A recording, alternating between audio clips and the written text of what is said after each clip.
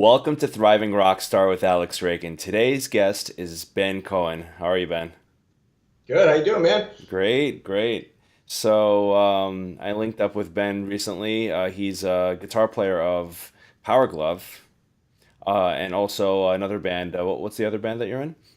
I'm in a prog metal band called Lattermath. Lattermath. Awesome, awesome. And those listeners who know me know I'm also a big fan of prog metal and have a prog metal band, Infinite Spectrum. Um, what are you guys up to now? You talking about Lattermath? Well, both of the bands. So, like, what's Power Glove up to? Power Glove. So last summer we did a full North American tour, 6 weeks, all of U.S. and Canada. I Hmm. had a blast. It was awesome. Been working on writing some new material. And in terms of myself, I just moved out to LA, so it's gonna be interesting trying to keep the bands going. With me on the West Coast, and my bands are on the East Coast now. So that's gonna be we're gonna be doing that whole thing. And then Ladder Math is almost done with our second album. That's in the works, and the drums are all done. The guitars are almost done, and so yeah, just a few more steps left to go. And then we're gonna be like shopping it to labels, and trying to get something going with that too. So Hmm. yeah, that's what the bands are up to right now. Awesome. So, with Power Glove, you've been with them for 4 years. How long you been with Lattermath? Ladder math, it actually started like as more of an idea, I guess, like around Mm. like 2010. And the main writer of the band is my friend Derek Sampson. He's the other guitar player in the band. So we met each other around then, started working together around then. We put out like a little EP in 2012, and then we put out a full length in 2017. And now we're almost done with the second album. Awesome. Awesome. Yeah. So, how is it like, managing being in two bands right now? It's a little tricky. It definitely eats up a lot of time, but I make it work because it's what I love. Sure, sure, yeah. So you're a Berkeley grad. Um, Yep. I remember I got accepted into Berkeley, but that wasn't in the cards financially, so I just called that one off. Yeah. It's I don't blame you there. It's really expensive. So, what did you audition with going into Berkeley? Just curious. Honestly, when I auditioned, you didn't even have to audition necessarily to get into Berkeley at that time. Like now, you definitely do. At that time, you only had to audition to get a scholarship, which is kind of Mm. insane. Yeah, so I auditioned and I got a scholarship, and I think my audition was a Joe Stump song, which is one of the guitar I professors at know. Berkeley. Mm. And he was my teacher in high school as well, actually, my private guitar teacher. So he actually helped me with the whole audition process getting into Berkeley. Awesome. So that was cool. And I think it was that. It was one of his tunes, and I think it was also Steve Vai, Juice, Oh, I love which that is song. a tough song. Yeah, that is a tough song. So boogie-ish. So boogie. Yeah. So, it's with that song that you can really tell who his teacher was, with Joe Satriani, you know. So, Oh yeah. yeah, Yeah. It's very similar to Satch Boogie for sure. yeah, But I think Juice is a little harder, if I'm sure. being honest. Right, right. I hear that. So, yeah, Juice is definitely a tough song. It's funny. I auditioned with Routomania Dream Theater. Nice. Yeah, Good that. choice. Yeah. They stopped me in the middle of the song. They're like, "All right, you're good." Like, yeah, we've heard this one before. All Yeah, it was right. also long. It's like how long is that song? Like 7 minutes or something like that. I was like in the It's middle of pretty the long, instrumental yeah. break, and they were like, "All right." The whole thing's instrumental, but you know what I'm talking about, the classical part. Yeah, Um, for sure. yeah, yeah. Cool. So, besides your bands that you're in, you have a few other things going on. So you're teaching. You've been Yep. teaching for a while, uh, Yep. for like half your life now. Yeah. That's kind of crazy to think about. But yeah, I've been teaching for about half my life. Yeah, it's about 17 years now, which is kind of Hmm. insane. And how? but yeah, I still enjoy it. It's a good time, and it's a good thing to do when I'm not on the road too.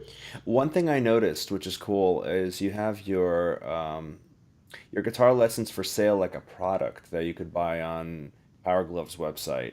That people could just Hmm. like literally purchase a lesson and then I guess book it with you afterwards. Yep. That's pretty innovative. Whose idea was that? That was my idea. I actually had seen a few other bands doing something similar, especially bands in like the prog scene that a lot of the fans are obviously musicians. Hmm. So I think they saw it, the opportunity as a secondary stream, of income.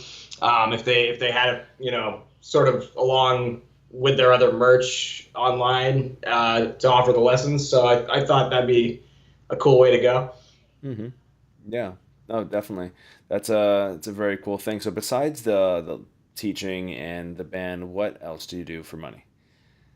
So I just moved to LA, like I said, and I'm trying to get more into session work out here and gigging out here, which Hmm. is it's honestly it's tough to get into. It's kind of like a scene out here, and you have to like kind of get your foot in the door, especially with the session work. It seems like.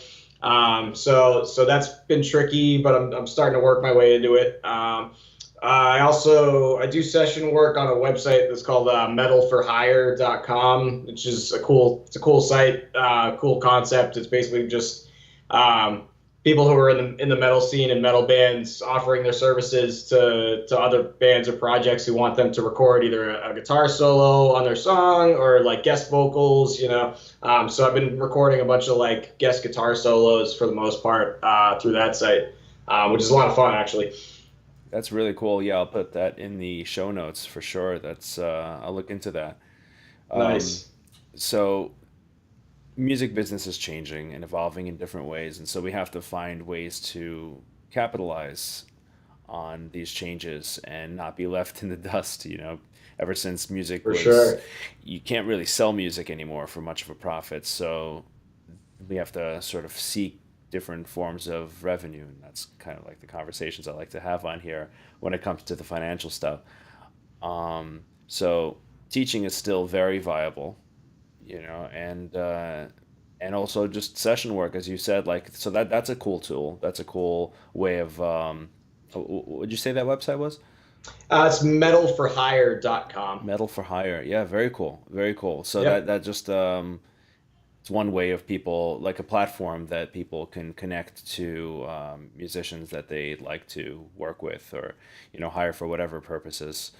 So let's briefly move on to more of the health side of things. So Sure. how do you have any philosophies around diet?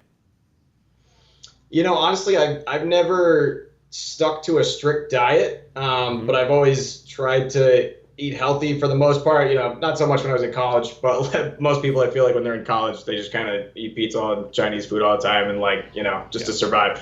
But it's, ever since college, I feel like I've made an effort to try to stick to not to a strict diet necessarily, but just to eat healthy in general. And to me, what I tend to eat is like, I'll buy like chicken breast and cook it for the week, and just spice it up, throw it in the oven, and I'll have that with some vegetables. I eat a lot of seafood also, um, with veggies. So and I try to like limit the amount of carbs, I guess, like not too much like rice and pasta unless I'm like doing a lot of cardio that day or that week. So that's generally what I try to do. I have like a salad for lunch usually, eggs most mornings for breakfast. Hmm. That's about it. Cool. Yeah. No, it sounds like you're pretty educated on it, and you're not dogmatic about it. You eat what supports your body for whatever you're doing at that moment, Right. and that's what makes sense. Now, where did you get your uh, basic nutritional knowledge from? Some online, and honestly, some from my girlfriend, who she's been a good influence on me in that respect for Hmm. sure. Yeah. So yeah, that's Steph Goyer, and we'll talk about her briefly because that's kind of in a way how we connected initially. Yeah. Yeah, we'll get to that. So you mentioned cardio. What other? So what's your cardio? How do you work into that? I usually I go to the gym. The building I just moved into in LA actually has a little fitness room, which is Cool. convenient. So that's nice. I don't have to drive anywhere. It's got a treadmill and elliptical in there, so I'll usually do that. The weather's also obviously beautiful here, so I'm going to try to start running outside some of the time. Hmm. That's usually what I do for cardio. I used to play some basketball, just kind of pick up games, but I haven't done that in a while. But hopefully I can get back into that here. Okay. So Yeah. just briefly going into that. So like basketball, you play any other sports? I snowboard. That's really the only other sport I play. And That's not really how a play. sure. How active was your childhood? um, Mostly my parents were never really like fitness nuts. They're both kind of nerdy, so they don't. My mom would just go to like the old people like fitness class in the pool at the Y like twice a week, and that was Hmm. about it. My dad never really exercised much, so like I kind of had to like figure out exercise for myself. I think in a Hmm. lot of ways, and they never really pushed me too much. Like I got into basketball because I like to do it, and then they never really pushed me into other sports really. So yeah, I tried snowboarding in like sixth grade, and I liked it. So I kept doing that. But yeah, they never really pushed me into other sports. So I just did basketball, and then that was really it. Yeah, snowboarding would be something that you'd get into. You're from Mass, right? Yeah, Yeah. exactly. Yeah, exactly. Yeah, so I mean, I grew up here in New York. Yeah, most of my sports were e-games. Yeah, I did a lot of that too. Yeah, we'll get into that a little bit. Um, being as you're in a video game metal band, right? So we'll definitely Yeah, have to touch on that. for sure. That seems to be a thing nowadays. It's crazy how much video games have permeated popular culture. For sure. Yeah, and it's like in the hearts of all of us millennials, So Yeah. now, just to kind of conclude on the more of the fitness stuff, besides cardio, do you lift? I do, yeah.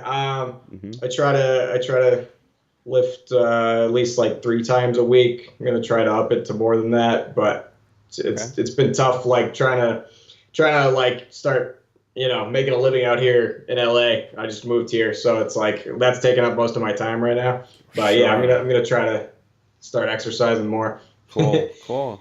Yeah, I mean, so you seem to have whatever you're doing is working for you. Mhm. Are you the type that can kind of eat a lot and doesn't put on much weight, or do you have to be Yeah, more for mindful? sure. Okay.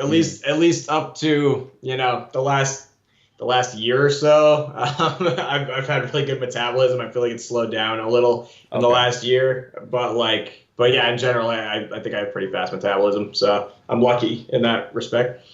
Yeah. So I recently had Rusty Cooley on the show, and he was talking about um, his philosophy with exercising, um, and the fact that he's also a hard gainer. He struggles to put on weight, and so he was able to eat 3 fast food meals a day, but he knew that wouldn't lead to good places.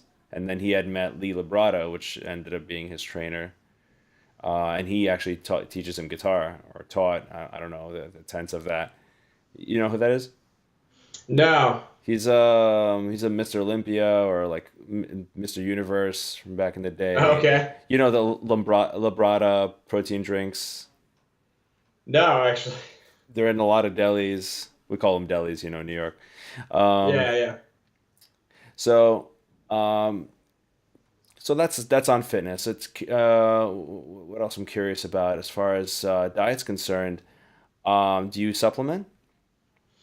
I do like protein powder sometimes, but not like every time I work out. It's Hmm. kind of just whenever I feel like having a shake, that sort of thing. I'll Sure, do I'll do some protein. sure, sure. And I just take a multivitamin every morning. That's good. That's good. Good. You Yeah, get to cover the bases. yeah, Um, Cool. So yeah, I think I have a pretty good idea of your nutritional thing. It's like, Yeah. you've grown up.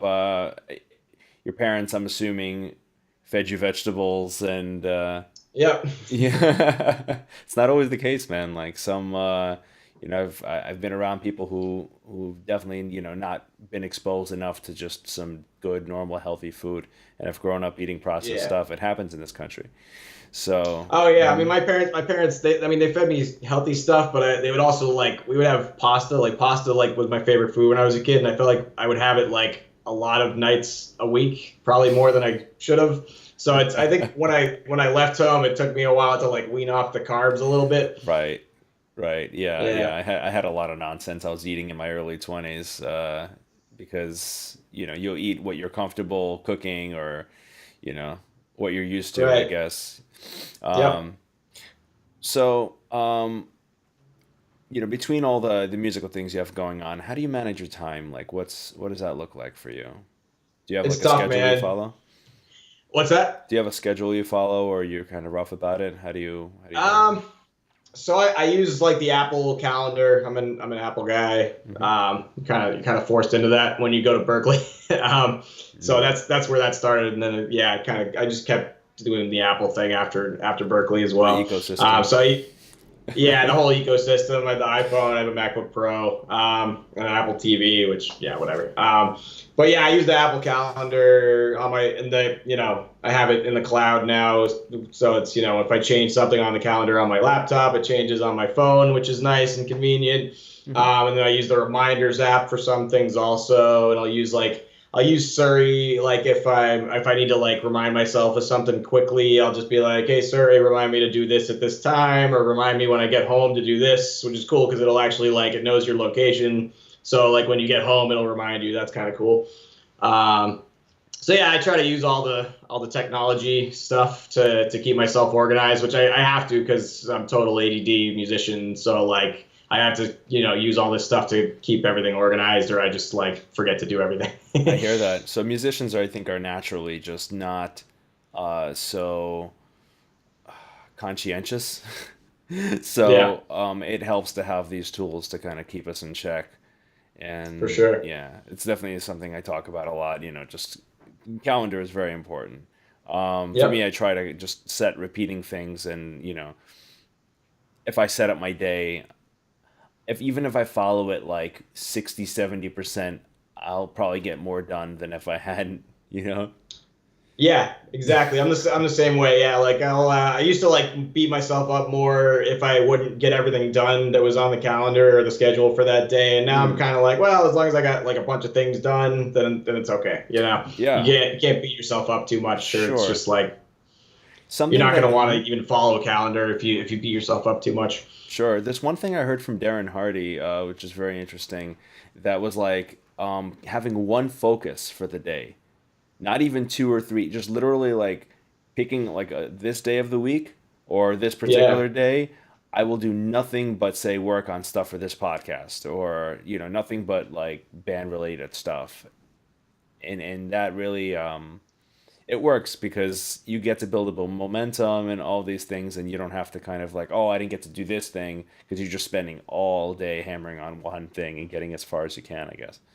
Yeah, I love to do that when I can. I guess I feel like these days if I put all my time into one thing in one day, then I feel like I'm dropping the ball on a bunch of other stuff. I hear But that. like yeah, but like I would love to focus on one thing in a day. Like that's like kind of my natural tendency. I feel like is Hmm. to just kind of like slowly and methodically do something until it's done and it's awesome, which is, Sure. I think that's naturally how I work, but like I've had to kind of um, force myself to divide my time into a lot of different directions. I think to just like Hmm. live in modern society Oh, and of course. be self-employed as a musician, Of course. Yeah, yeah.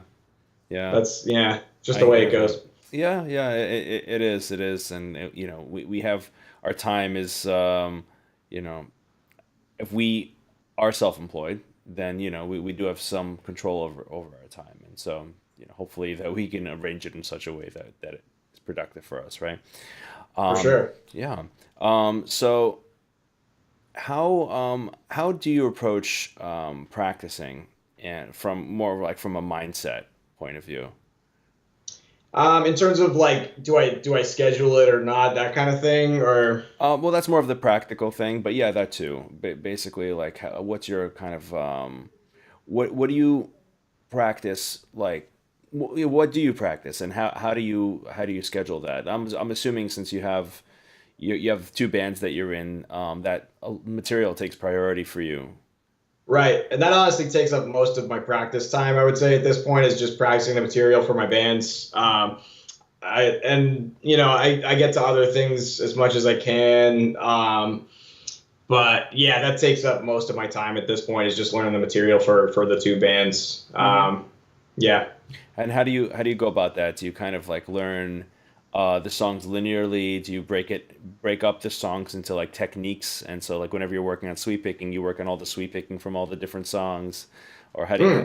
how do you That's an interesting idea. I didn't think of that, yeah, I did that but at one point. Yeah, so I was I don't know if I was bored or if I was just super like anal about things, but I broke down my band's music all into I did a chart and I wrote like alternate picking, sweep picking, and all these different legato this that and kind of wrote the like measure numbers or even just like kind of parts of the songs into each part. And so then if I can evenly practice sweep picking, alternate picking, whatever, I can sort of go through all of these things and make sure that I've hit all the parts of the album that I'm working that's on. cool. It's a very I like meticulous that. method. Yeah, there's a lot of prep to that, obviously, Yeah. but it Wow. pays off. It pays off. My Interesting. band's in the situation right now where it's like we have our third record almost ready to go, and people have been waiting on it for too long, because there's a lot of things I can't, reveal too much here, but like I've had a lot of time on my hands because I've had that material. I actually have already recorded the guitars on that, so I've been sort of refreshing old material Nice. and recording some of that, to give people something to listen to because like when you're a band, social media, you need to exist. For Um, sure. and on that, so social media, like how do you approach social media personally? It's tough. I've honestly I've tried the scheduling apps like Hootsuite Hmm. a few times, and I felt like it just there were certain features I felt like were missing. Like I think it, for example, like Instagram, it wouldn't let you post videos to Instagram, Nope. only photos. Mm. So I at this point, yeah, I haven't found a good app or system that kind of like will just post, you just schedule them like throughout the week. So I Hmm. just I just do it as much as I can. I try to post like once a day or once every few days on Instagram at least. But I'm not, sometimes I'm not that good about it, and yeah, it's tough to keep up with it because it does take up a lot of time to like come up with the post, and then you write it out the whole thing, and you do all the hashtags, and then it's like an hour later, you're like, oh my god, just took an hour. Yeah, yeah, it can take time. And like what do you think has been most instrumental in like building the following you currently have on there?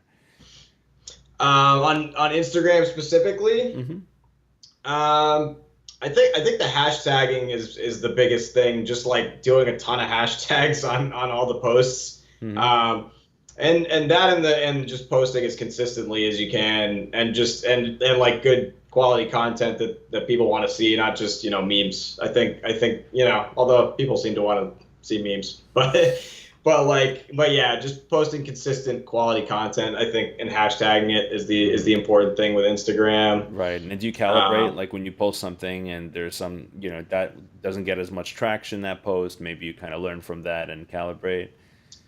I haven't really, honestly, like it seems sort of random to me so far from from what I see. Like I'll post something similar to another post that did really well, and then this one like won't do nearly as well. I don't know.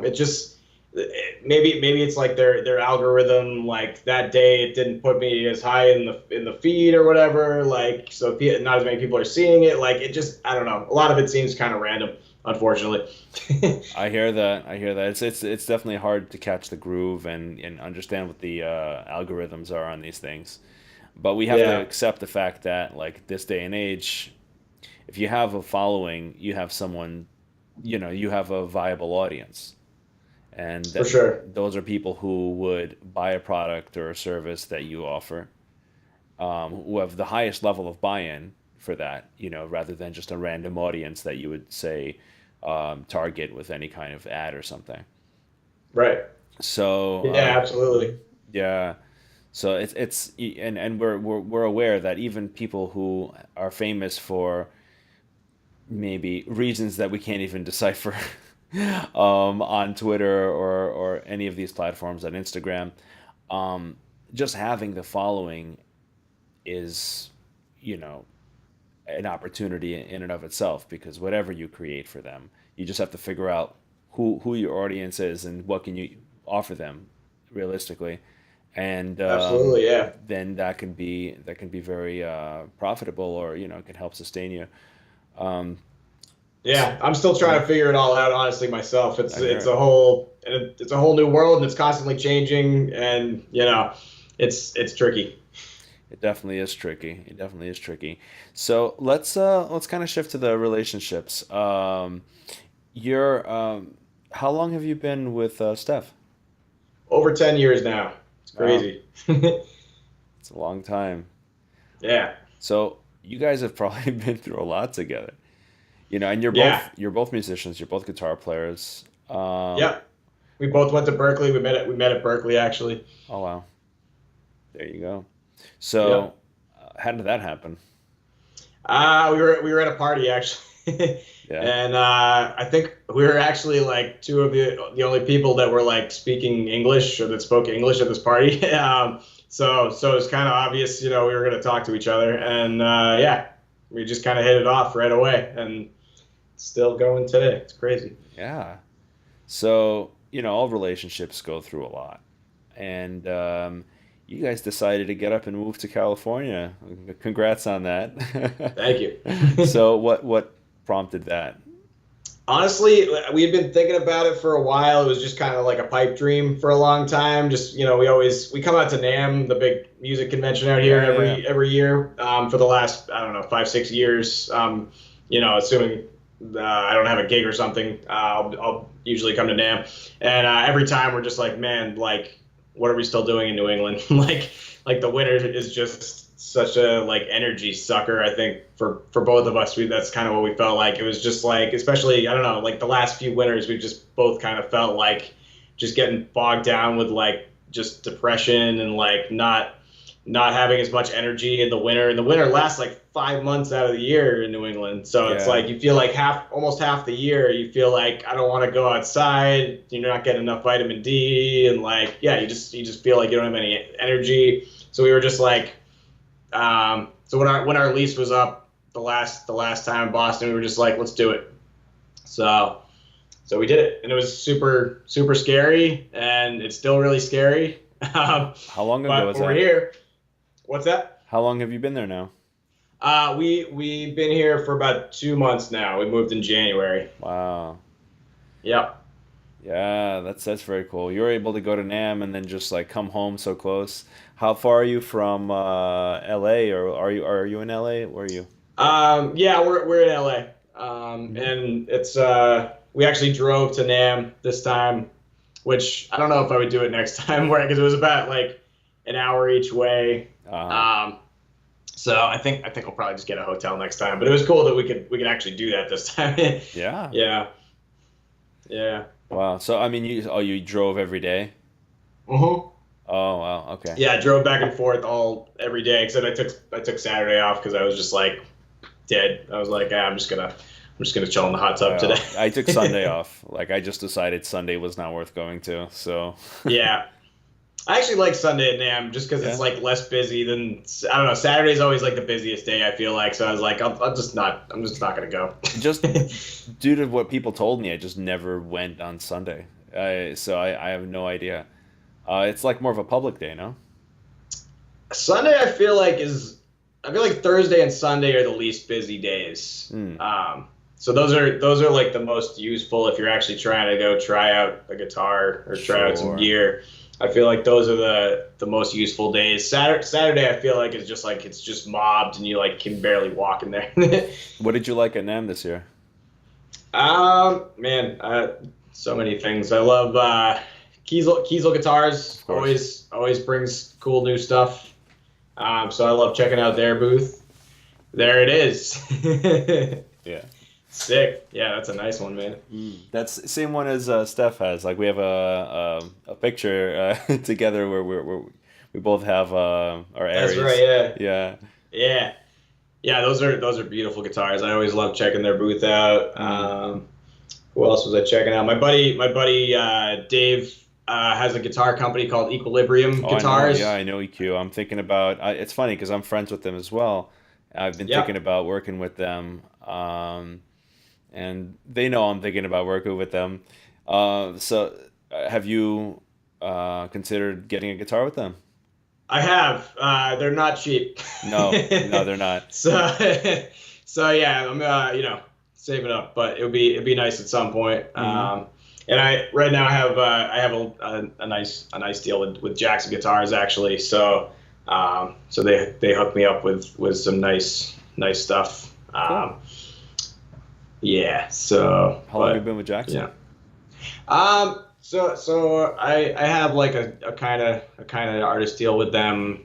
I think for the last like 2 or 3 years now, and Hmm. my rep there is a really nice guy. He's been nothing but nice to me, hooked me up. So yeah, great company Yeah, yeah, no, it's I was a big fan of them. Like in my early years, it was like either that or Ibanez for the most part, for sure. and then Yeah, Music Man. I grew up playing Mhm. Jacksons. Like my first guitar ever was just like a Fender Strat. But like after that, my second guitar ever was a Jackson Kelly, which I still have, which is right Oh, back there, and nice. I still love that guitar. Like it's a Japanese made one from like the Mm, early 2000s. I got it when I was like 16, and like the neck on it is just butter. It's just so fast. Like I still love that guitar. wow. Was it So. Marty Friedman that influenced that one, or Honestly, I don't think I knew I knew that it was a Marty Friedman guitar when I uh, bought it. Like I think I already was into some Megadeth at that point, but I mhm. think it was more just like I thought the shape was cool. I picked it up at Guitar Center and I was like, wow, this thing plays awesome. I think that's really what it was.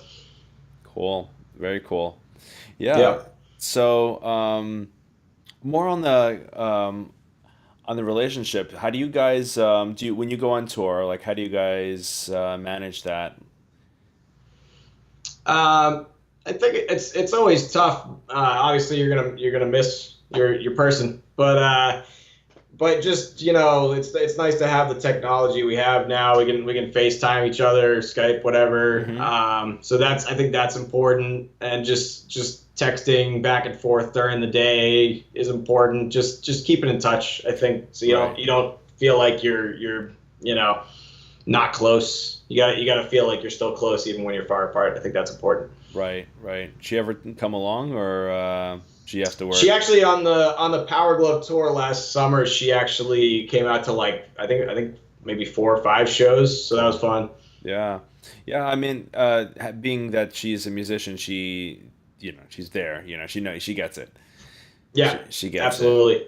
And so that it's just one thing I like to discuss is like what are these relationships? So besides your relationship with her, what are some important relationships for you? Friendships, family. Um, yeah, all that stuff, friendships, family, bandmates. It's all important, and it's all Hmm. important to like keep in touch with all those people and not lose touch. And it's tough sometimes to like I don't know. I guess I have to like remind myself sometimes to like message people or call somebody up because we're all busy. It's hard. I get that. I get that. And it's it's when they're right there on Facebook and whatnot. You see them, but then you're busy, and you kind of there's guilt there that you're not like contacting them. And Yeah, yeah, I get all for that, man. sure. And you've been out now in California for 2 months, so I'm sure there's some like relationships that are a bit strained by the distance. But I Yep, guess at this point, time will tell, and what you'll how you'll maintain those, right? exactly. Yep. Yeah. So, It's tough. video games. How did you get? Well, everyone was into video games practically in our Oh yeah. childhood. I assume we're around the same age. Yep. And what games were you into? So I'm probably aging myself here, but I got the original NES. Yeah. I think I was like 3 or 4 years old, and it's like one of my well, probably one of the only things I remember from that early on in my life is like the day that I got the Nintendo and like opened up the box. Like I think it was a gift from my parents for like Hanukkah or something. Yeah. I like vividly remember like opening up the package and like screaming and like running around super excited and like it was the one that came with like the gun controller for Duck Hunt, and it came with yeah, it was like the double cartridge that had the original Super Mario Brothers and Duck Hunt on like one cartridge, and that was probably like the first. Actually, not that was the first like mainstream video game I played, but actually my dad's a programmer, so even before that we had like these like really old school games that was like there was this I don't even remember what the system was called. It was like a Tandy thing that you plugged cartridges into and like you hooked up to your TV. It was before the NES even. So yeah, now you know I'm Wow. really old. Well, you just happen to have, parents that have gifted you that early, and so you're like a video game prodigy in that sense, right? I don't know about prodigy, but like I just started very early You on. started early, yeah. Yeah. Yeah. That would Hmm. imply that you're like, like awesome at them, right? But, at least you had them from an early age. Yeah. Um, I even like because my dad was a programmer. I remember like when I was very young, he actually showed me how to make my own computer game with that really old system, whatever it was called. I don't remember what it's called, but yeah, hmm. we made like this very simple like Batman game where you just like you like threw you figured out like how far you wanted to throw the batarang, and then you threw it and you tried to hit like the penguin on the other side of the screen. And I think he like showed me how to make this game, which is pretty cool. And I think I was like 6 years old or something. Wow. Yeah. Do you think anything from that kind of carried on to later? I don't know, honestly. I think it always like it kept me interested. I've always been a gamer ever since. I think there was a period of a few years where I got really into guitar and like kind of forced myself to not really play too many video games because I was just like, no, I need to be really disciplined and like get because I was like I wanted to be like the next Steve Vai or whatever. I wanted Yeah, to yeah. be I wanted to get to like John Petrucci level, so I was like, all right, no video games. I just got to practice every day when I get home from school. But other than that, I feel like the gaming thing has always kind of been in my life. Yeah. Yeah, it's been a war in my life as well between those two at least, between the video games and because I've played MMOs, man, like I've been deep, um, and with music. So, but yeah, definitely if like I'm the kind of personality where I'll play some game for like 10 plus hours a day if I'm not Yep. restricted, and yeah, that can get pretty bad. So, what kind of games did you end up playing? Like later on after the NES. Sure. So I got Genesis. I think was the next one I got after that. Next Mm, system I got after the NES. So I skipped the Super Nintendo. My parents like didn't want me playing too many games, I guess. So they only they would only get me certain systems. They got we skipped the SNES. They got me all right. I think I maybe bought a Genesis with my own money at some point. I don't know. mm, I played all the Sonic games on that. I was super into those. mm, I would play since I was into basketball. I'd play like the NBA Jam, NBA Live, those games. What mm. else? Yeah, and then I got a PlayStation One, and I remember playing Final Fantasy VII. That was a big one for a lot of Yes. people. Oh yeah. And yeah, then I think that was when I got really into guitar, and I didn't have a PlayStation 2, and then I got a PlayStation 3, and then I played I don't know a lot of games on that one too. Cool, cool. Any PC or that didn't happen along the way? Yeah, yeah. Early on, I played some PC games. There was like Duke Nukem, Mm-hmm. Doom. I remember I played some Quake. It was a lot of the first person shooter type of games when I was younger. Oh man, you're bringing back nostalgic feelings. Yeah. Yeah, so yeah, that's definitely fun stuff. And Final Fantasy, all that stuff had like serious serious influence on me as a composer. Hell yeah, Yeah, and definitely seeped into my writing. for sure. When you go deep into the instrumental stuff, that's just what comes out. That's the source, right? Yeah, and a lot of people until they like actually hear some of these bands like my band Powerglove that are Sure. playing just video game music. They don't realize how interesting and well written a lot of the video game soundtrack Oh stuff yeah. really is. Oh yeah, it's pretty miraculous how Nobuo Uematsu was able to um, really break through with just music that's meant to be in the background. So Yep. good was that music that people took notice of this music that's just in the background and Yeah. and recognized it and kind of brought him to fame. So that Sure. and the platform was so limited as far as like your ability to make it sound good on those in 16-bit or less. Right. So it's very it was very tricky to compose in those situations. Sometimes you had limit on dynamics, you had limit on pitch. It was it's not easy. um Absolutely. And then I mean, mhm. and then even further back, like NES is like is 8-bit, and it's literally like you could barely have like a chord playing. Right. So, but Yeah, you got to but be yeah, creative. people managed to write some really cool, interesting stuff, even on the NES. It's crazy. I think that's a testament to limitations kind of creating opportunity, for creativity. Yep. I remember in a composition class I had in my undergrad, it was like, working this many bars, this many notes, and that's when I was my most creative, when I was just kind of given these constraints to kind of write within. S- Absolutely, and that's something I teach my students in terms of even just practicing guitar. Not even in terms of composition, like just setting limitations for yourself. Like if you're working on improvisation, for example, like being like, okay, I'm only going to use this scale, or like maybe even just these three notes, and I'm just going to play those three notes for this entire like 8 or 16 bar cycle, and like that really forces you, I think, to um, you know be able to write an interesting melody or an interesting lick using just two or three notes. I think that really like blows people's minds when they figure out how they can do that and not just noodle all over the fretboard. right. So yeah, anyway, yeah, limitations are a cool thing to work with Yeah, in lots of like different scenarios. in that context, I think it's the fact that notes, especially with guitar players, with our scales, we have access to all these notes, and then we end up playing a lot of notes, but not playing a lot of music.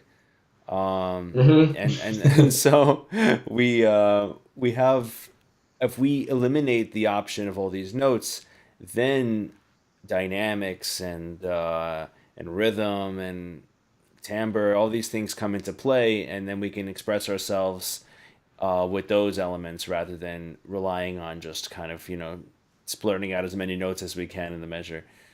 So Absolutely. yeah, so it's funny because I do the exact same thing with my students.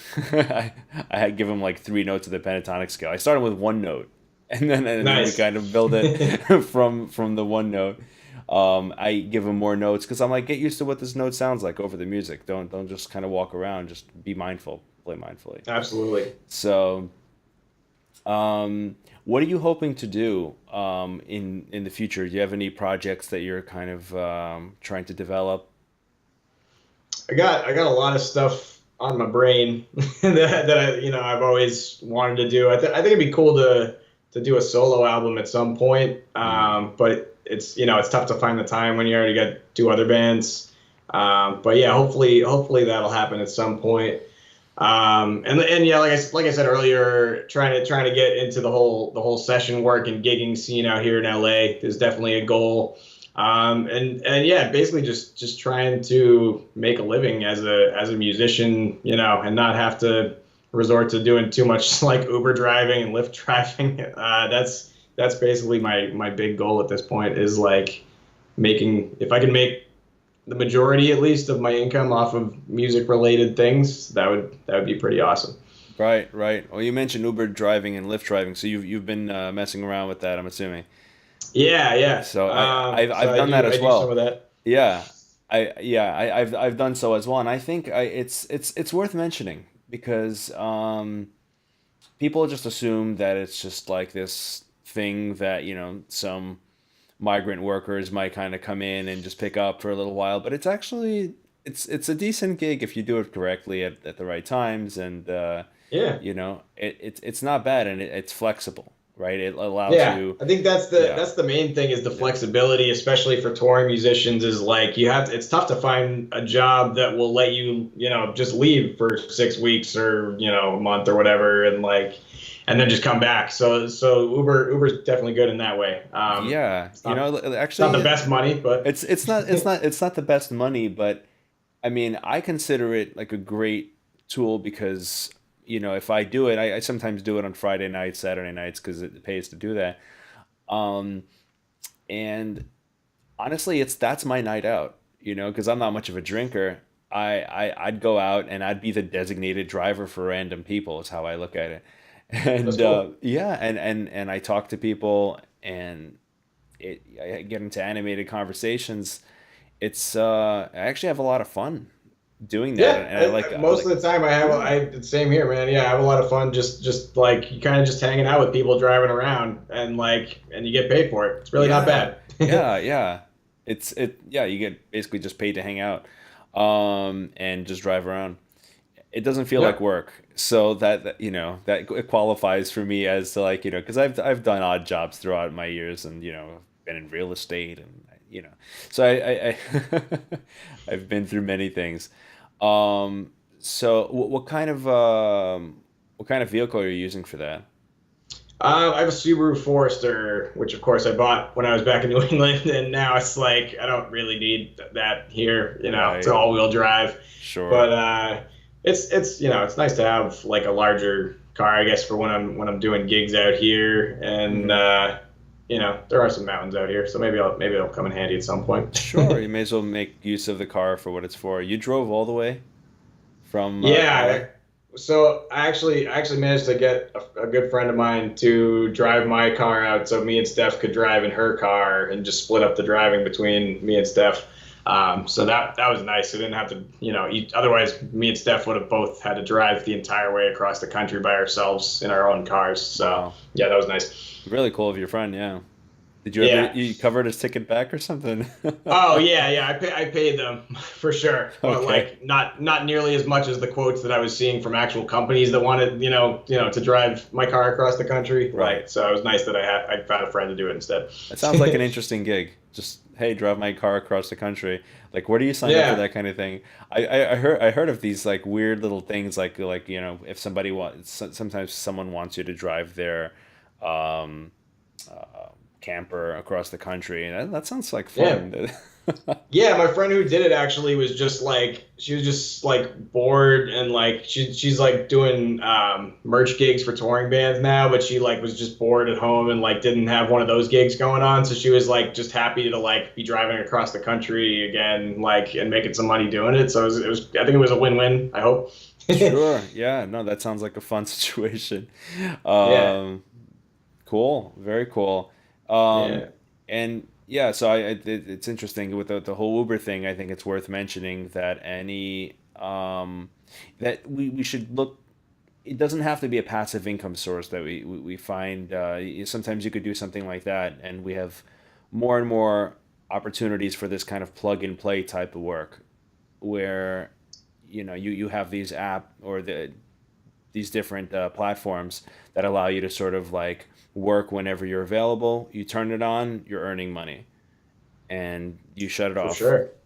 That's, I think it's very good. And being, we do what we do, and we have to have things that are flexible. You know. For sure, yeah. It's it's tough to I'm trying to rebuild my client base out here for guitar students, and Right. it's tough. It's a slow build. Sure. There's You some had a websites I use to try to get students, and sure. then you can do the old school just putting up flyers in coffee shops and that kind of thing.